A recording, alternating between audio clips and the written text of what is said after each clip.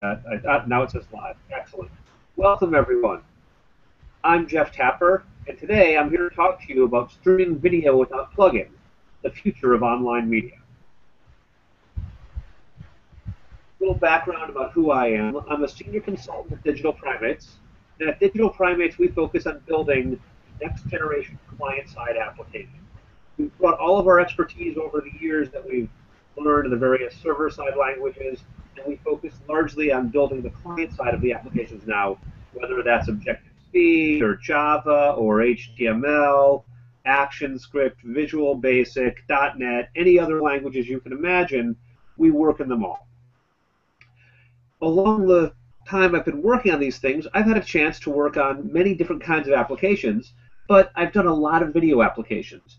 In fact, I can say without hyperbole that I've worked on many of the most watched live broadcasts in the Internet's history.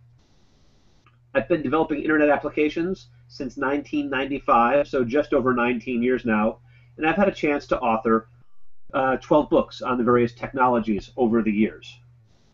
So the things that we're going to talk about today are video and the Internet today. What's the state of video on the Internet?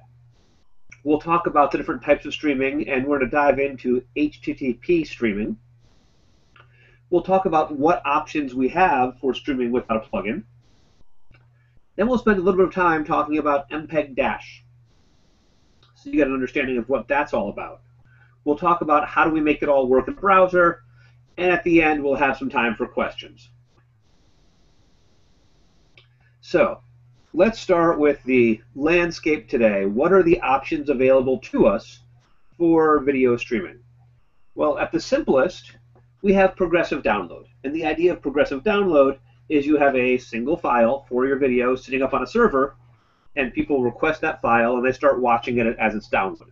So if there's a 2-hour video, they don't need to wait for the whole 2 hours to download. They can watch it as it's coming down and progressively continue to download more and more in the background.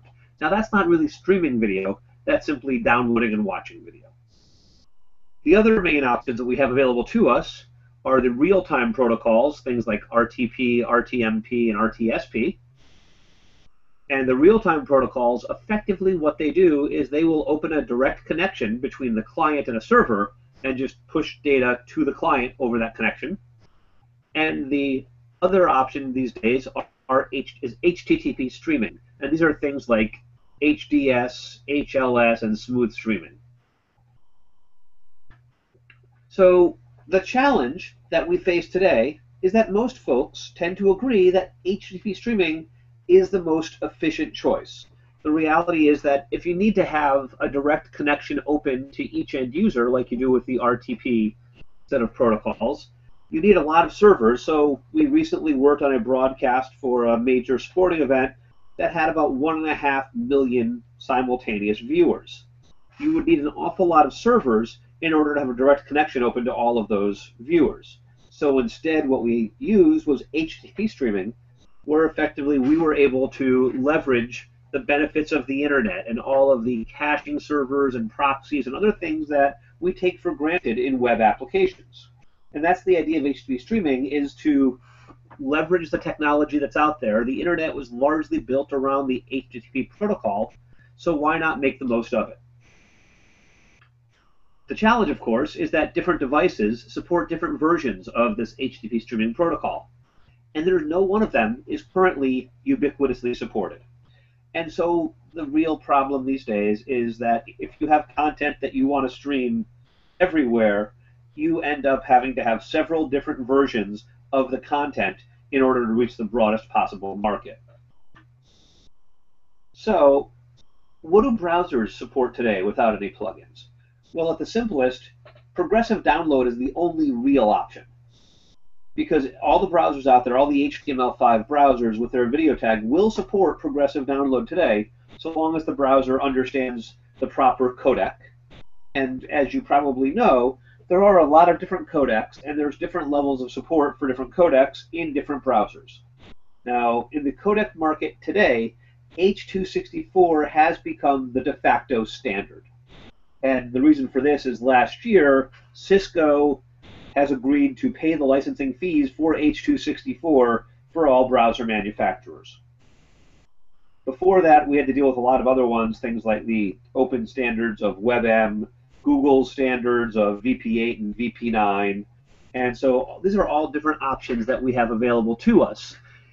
For today's market, H.264 is completely fine. There's a new set of codecs coming out with H.265, which are currently working their way through the MPEG licensing arm, and we'll understand more about those in the years to come. So Safari on Mac platforms, on iOS and Mac OS, currently natively supports HLS. What this means is directly inside that video tag, you can specify the URL to an M3U8, and an M3U8 is nothing more than the manifest file of an HLS stream. And Safari will stream that, not on Windows, only on iOS and Mac OS. And the other option, the option that is most interesting to me today, are media source extensions. Media source extensions are extensions to the WC3 specification for HTML that allows for effectively an API to the video tag. Now currently, media source extensions are available and fully released in Chrome and on IE11. And there are currently betas of the media source extension in both Safari and Firefox. So while media source extensions are not yet ubiquitous, they're getting very close to being so. The idea of media source extensions is it allows you to hand little bits of video at a time to the video tag. Now the way fundamentally the video tag in HTML5 works is it wants to do progressive download. You'll give it the URL of the video file, and it will download the file and play it back to you as it downloads. And of course, that's not ideal. There's a lot of problems with progressive download as opposed to streaming.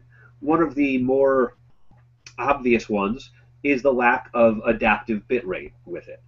Effectively, what this means is that if you're doing progressive download, we can't determine, oh, there's a better bitrate that you should be watching. You should watch a higher quality or lower quality one and change. And so we end up with people either watching at a lower quality than they could have standard, so they could have possibly been able to have a higher quality video if there was one for them, or more likely, what happens a lot is they're stuck with a lot of situations where they're buffering, where they're playing back content faster than they can download it, so you have a lot of pausing and rebuffering of the video. Now what media source extensions does, by allowing us to hand little bits of data at a time to the video tag, is we can effectively build streaming. And since we have these HTTP streaming protocols, where we can request content over HTTP, it becomes much easier to figure out, as it will download one bit and hand it over to the video tag, and as we're doing this with each bit after bit, figure out, am I playing the right bit rate for this end user? If they should switch up before I make the next request, I'll just request a higher quality. Or if I need a lower quality, I can just request a lower quality. And this is how we can do HTTP streaming directly in HTML. Now, it's not universally supported, as I mentioned. It is fully supported within Chrome and Internet Explorer, but it's currently in beta on Firefox and Safari. As of last month, the media source extensions are an editor's draft to the HTML working group. What this means is it's not yet fully approved. The fact that 4 of the 5 major manufacturers for browsers are already implementing media source extensions gives us a very clear indication that this is going to be part of the specification going forward. Let's take a step back and talk about another HTTP streaming protocol, this one called MPEG-DASH. DASH stands for Dynamic Adaptive Streaming over HTTP. And unlike the other HTTP streaming protocols that we talked about, HDS, which was Adobe's standard, HLS was Apple's standard, Smooth Streaming was Microsoft standards, DASH is an open standard. It's developed and published as an ISO. It addresses all the various use cases. And the reality is that DASH was invented long after all of those other HTTP streaming technologies. So as they were writing the specification for this, they were able to learn lessons from all of the previous standards and were able to build things in such a way that they knew what they wanted. They were able to figure out what did they do wrong last time, what's the best way to do this going forward. And it's a great new standard. And as I say, the best part about it is it's an open standard. Nobody owns it. So we're not stuck at the whims of any one company anymore. The other thing that's most interesting, if you go and read the MPEG-DASH specification and you notice who the contributors to the specification are, you're going to find Microsoft and Adobe and Apple, among others. So the folks who have already written their own proprietary standards were those directly contributing to this new open standard.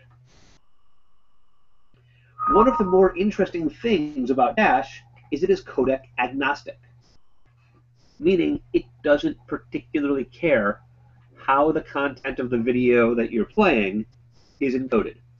Dash describes how to find the video and a particular way of encapsulating the video.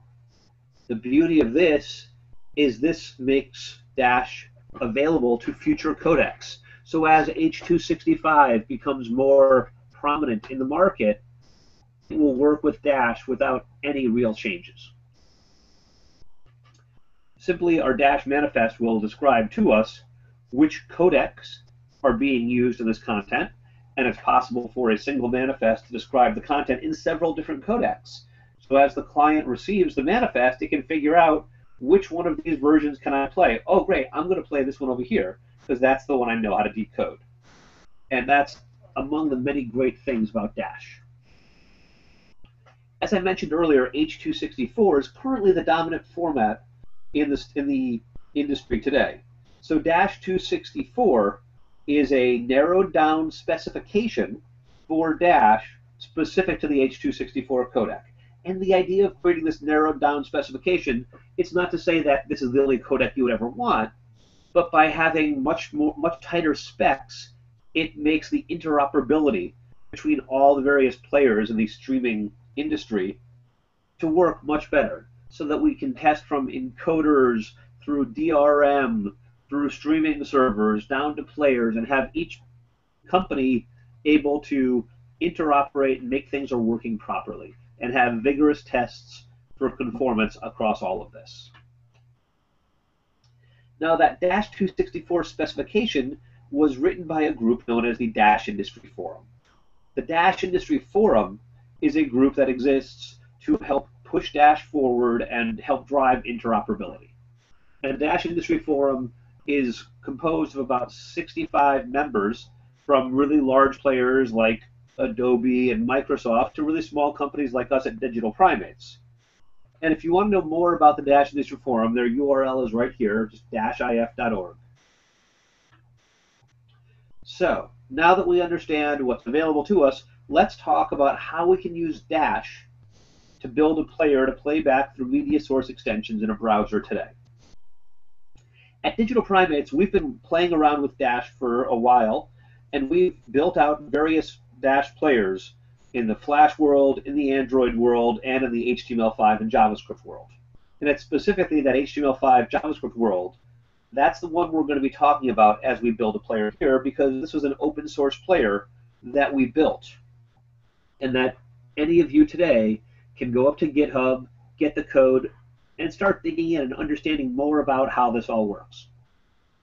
So dash.js, it's free and open source. It's written with a BSD3 license, which allows you to use it for commercial or non-commercial products as you see fit.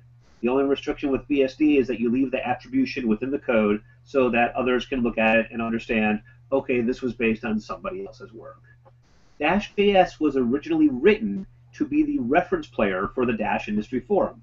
As I talked about conformance tests and interoperability, one of the things that was missing for the Dash Industry Forum was a way to test, to make sure that as it gets all the way down to the player, that everything is still working properly.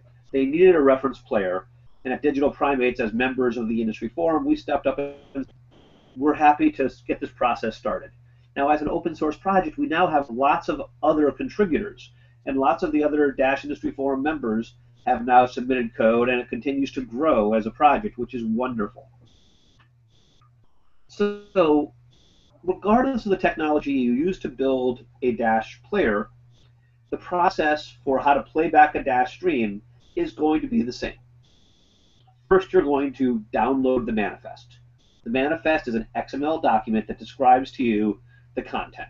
What bit rates are available, where do I find the files, what codecs are in use, so on and so forth. So we download the manifest, we parse the manifest. As we're doing that, we're figuring out what bit rate do we want to start the client at.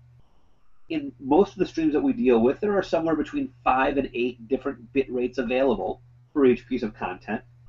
And based on network conditions and processor and other elements, different people should be starting at different places. So the initial determination is rough. We don't have very much information. So what we do have, though, we know how big the manifest they downloaded was, and we know how long it took them to download it. So that gives us a rough guess at how much, at what their bandwidth is, how much content can they download at a time. So we use that, and we figure out how many bits per second they can download, and we are able from that to go ahead and set an initial bandwidth. Now, part of the process for how these video players work is we need to initialize the video player, basically to prime it so it knows what codec is coming and how to play it.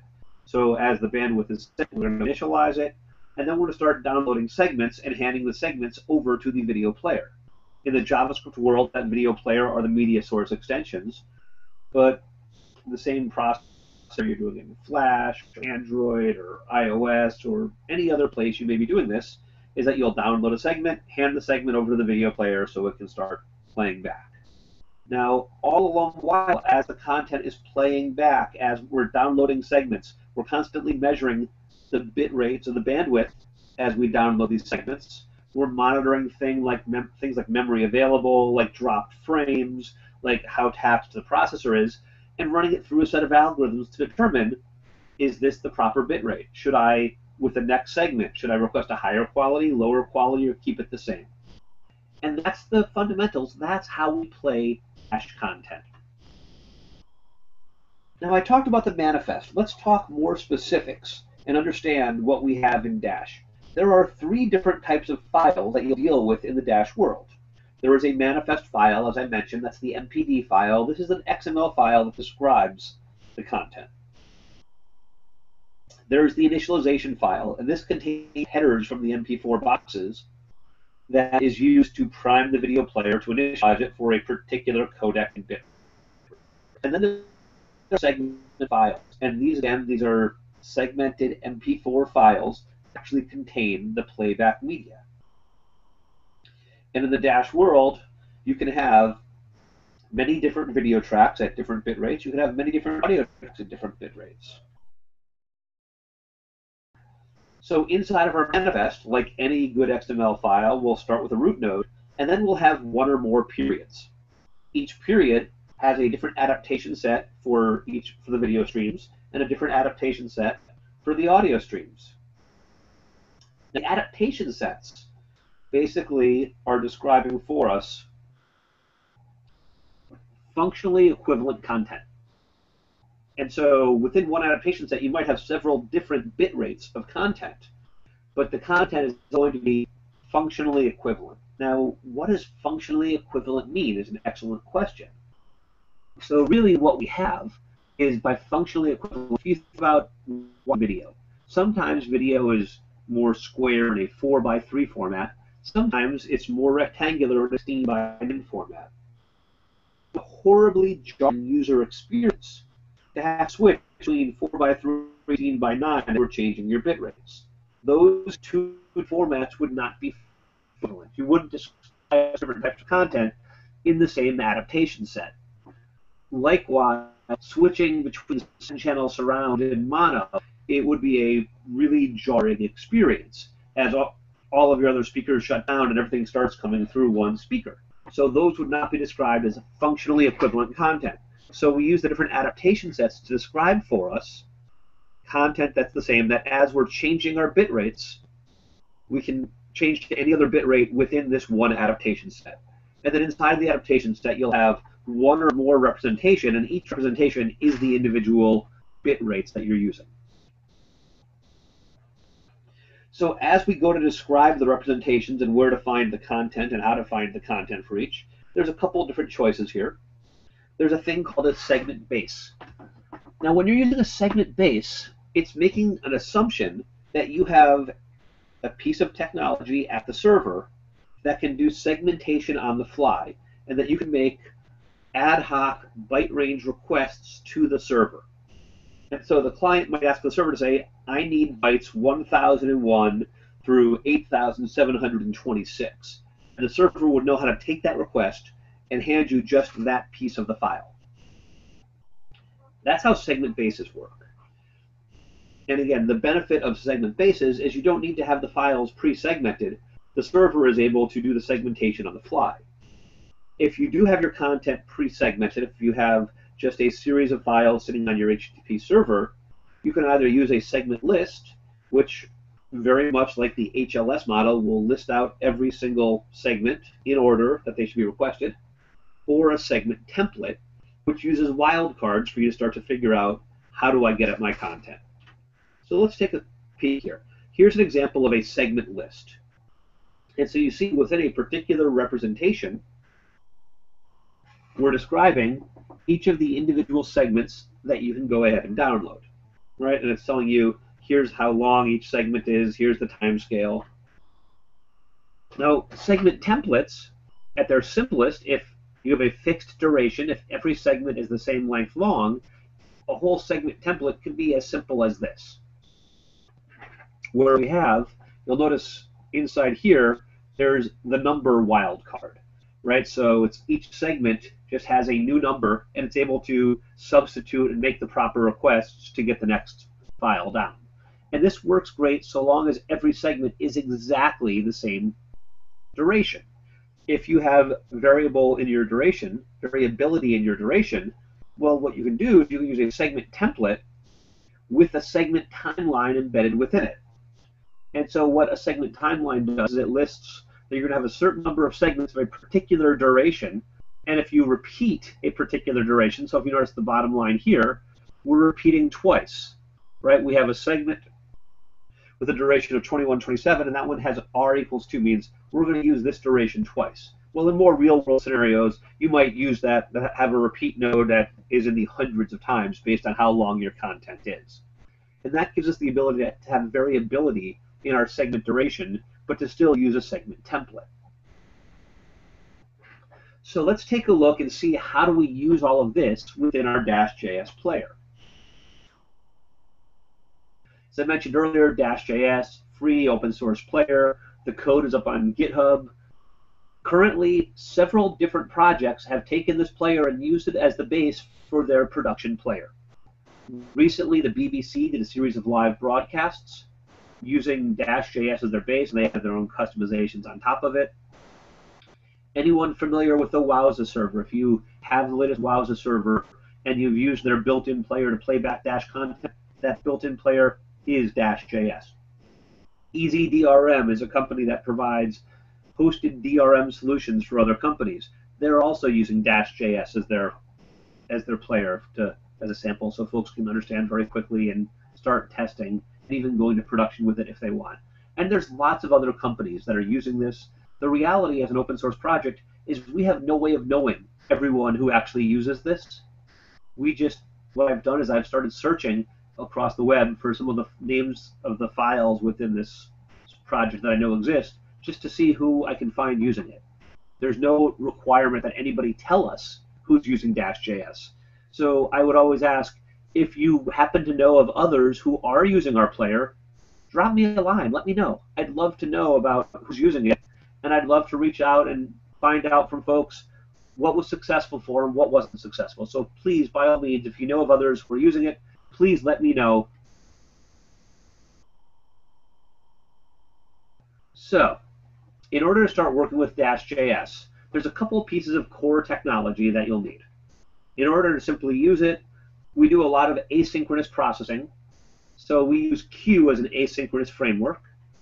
We have written this player to be as extensible as possible, so we use dependency injection and inversion of control, and we like Dijon as our DI IOC framework, and we've written a series of unit tests using Jasmine. Now the dash.js player actually makes use of a lot of other frameworks as well, but that's less important now. So to start to understand the inner workings, how is the code written? How do I take a look at it and understand it? The player is built into two different core packages. There's the streaming package, and this contains everything responsible for actually interacting with the media source buffers, anything that is generic enough that it's not specific to Dash. The reality is that media source extensions don't exist for Dash. They exist for HTTP streaming.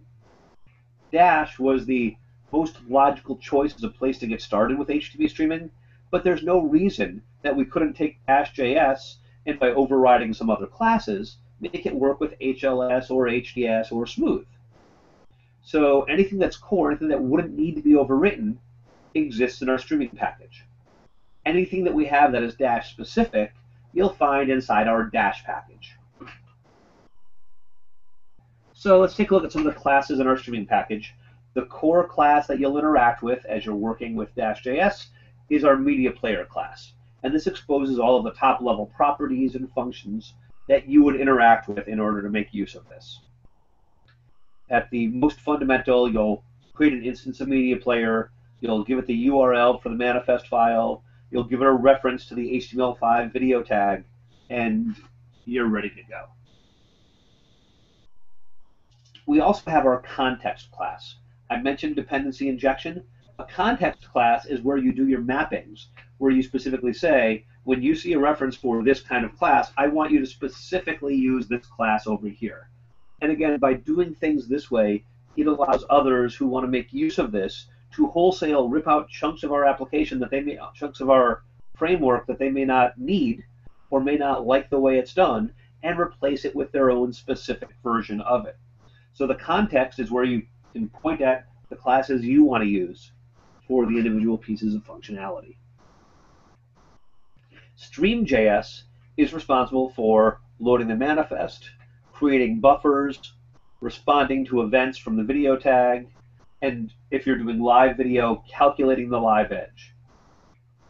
For any of you that have ever done live video, you probably are already aware one of the biggest challenges in live video is understanding the live edge. You need to calculate what does now mean. As a user wants to get the most recent segment, as you're first starting, you want to be at the extreme edge. You want to see what just happened. And so you need to be able to compute, based on everything else, what segment is available. Now, if you have something like a segment list, as we looked at earlier, that's very easy. Just go to the bottom of the list and get that one segment. But if you're using a segment template, it becomes far more complicated because you have to figure out a formula based on time. And so all of that code exists within Stream.js. Debug.js, very simply, it's a utility class that we use for logging and to help track down errors, and gives us some extension points as well. Our buffer controller is responsible for loading the individual segments and handing the content to our source buffer. And our buffer controller is able to record metrics that we can then use for our adaptive bitrate algorithms.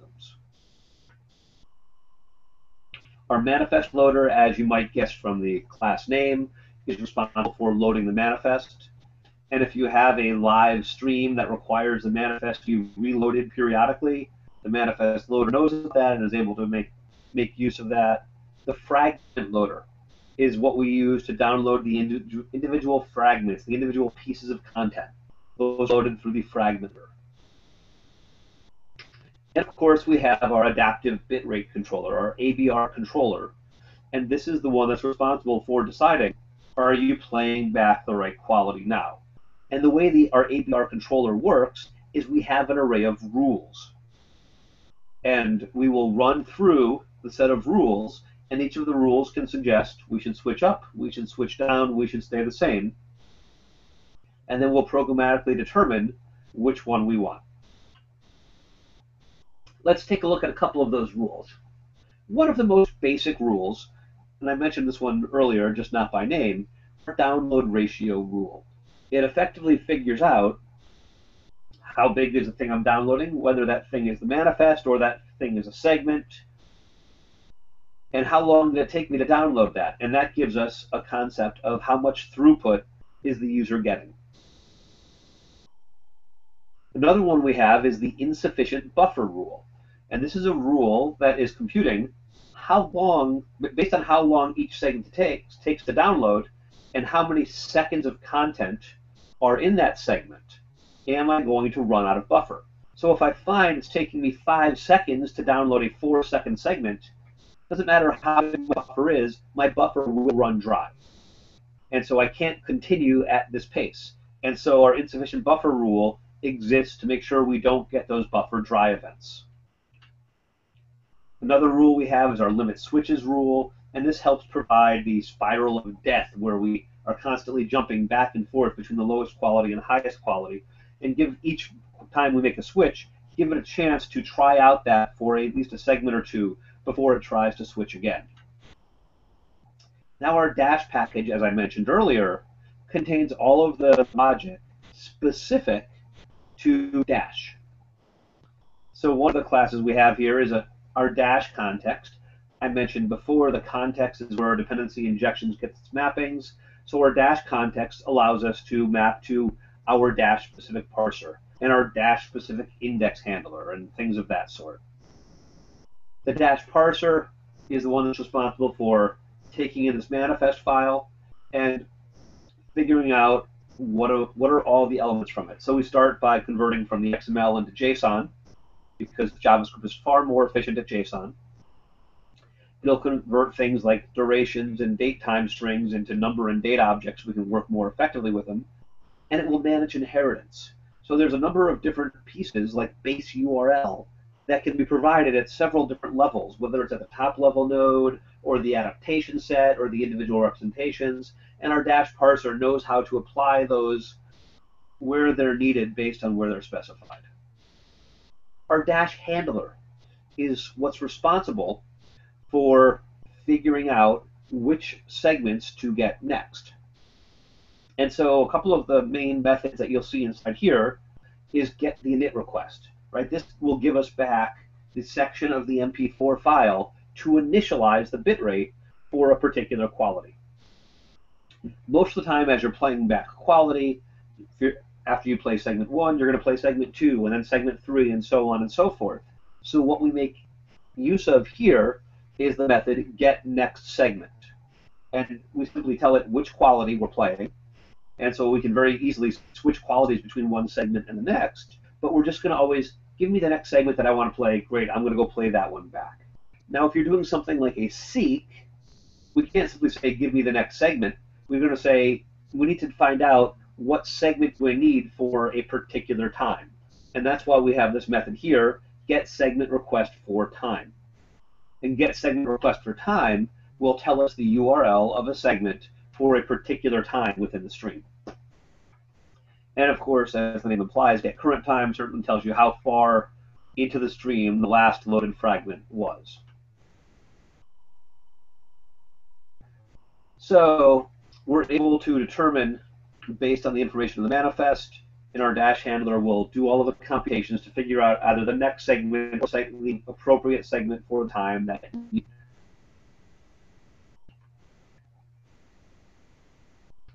All right, so that's under the hood. That's how this all fits together. As an end user, if you want to download this and just put up a video player on your page to play back some Dash content, what do you need to do? And here's the beauty of it. Once you have the source code available to you, you have these 4 steps here. You're going to create a couple instances, the context and media player instances. You'll initialize your media player and set its manifest URL. You'll give it a reference to your HTML5 video element, and you'll call play. The reality is if you tell the media player that autoplay is true, you don't even have to call play. Just the first 3 steps will get you there. So if you want to know more, the places I can recommend to look, the Dash Industry Forum, an excellent resource. They have specifications, they have case studies, they have test vectors, actual Dash content that you can go and play with. They also have our reference player. So the link here, -if.org/reference/players/javascript, you'll find every version of our reference player that's ever been released. The most recent one is the one you probably want to be testing with, and you can go and you can see it working. If you actually want to get the source code so you can use it directly on your web page, or if you want to contribute, please contribute. We would love to have more contributors. You can find our source code here in GitHub. If you want to understand more about the media source extensions or the encrypted media extensions, here's the URL for those. And lastly, if you want to reach out to me and ask me any questions, you can find my Twitter handle here. I'm Jeff Tapper. My company's Twitter handle is here, Digital Primates. Any questions? Well, thank you guys very much for attending. I really do appreciate it. And that's all I have for now. Thanks.